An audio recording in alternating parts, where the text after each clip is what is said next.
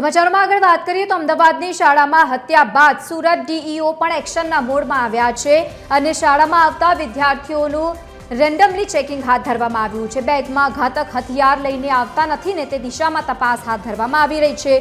સુરતમાં જુદી જુદી શાળામાં જે રીતે ચેકિંગ હાથ ધરવામાં આવ્યું છે, વિદ્યાર્થી કોઈ હથિયાર લઈને પ્રવેશ કરે તો કાર્યવાહી કરવા માટેના પણ આદેશ આપવામાં આવ્યા છે। શાળાઓએ વિદ્યાર્થીઓના બેગ પણ તપાસ કર્યા છે।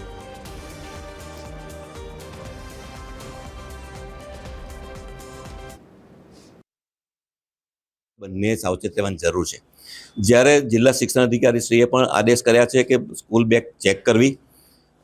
વિદ્યાર્થી સીધું હથિયાર કોઈ લઈને આવતા નથી હોતા, પરંતુ એની પાસે જે સ્કૂલના સાધનો હોય છે એ પણ તીક્ષ્ણ હોય છે ક્યારેક, અને વિદ્યાર્થી ક્લાસમાં કંઈ પણ ઘટનાક્રમ ઘટે, બીજા વિદ્યાર્થી સાથે કંઈક એને બોલાચાલી થાય અને તેમાં જ્યારે પ્રતિકાર કરે છે ત્યારે વિદ્યાર્થી ખૂબ જ ગુસ્સામાં આવી જઈને કદાચ જો એ હથિયાર લઈ લે, એ સાધન લે અને સામે હુમલો કરે, ત્યારે આવી ઘટના અઘટિત બનતી હોય છે।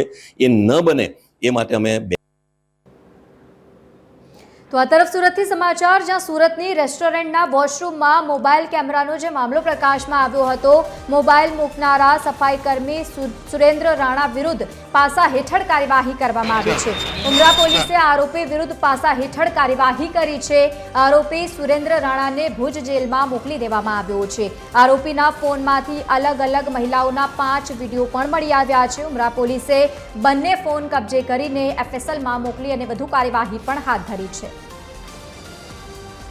તો સુરતમાં જે ત્યાં ઘટના સામે આવી હતી, સમગ્ર ઘટનાને લઈને પોલીસે વધુ કાર્યવાહી પણ હાથ ધરી છે। રેસ્ટોરન્ટના વોશરૂમમાં મોબાઈલ કેમેરો જે રીતે મળી આવ્યો હતો, મોબાઈલ મૂકનારા સફાઈ કર્મી સુરેન્દ્ર રાણાની વધુ કાર્યવાહી પણ હાથ ધરવામાં આવી છે। આરોપી વિરુદ્ધ પાસા હેઠળ કાર્યવાહી કરવામાં આવી છે।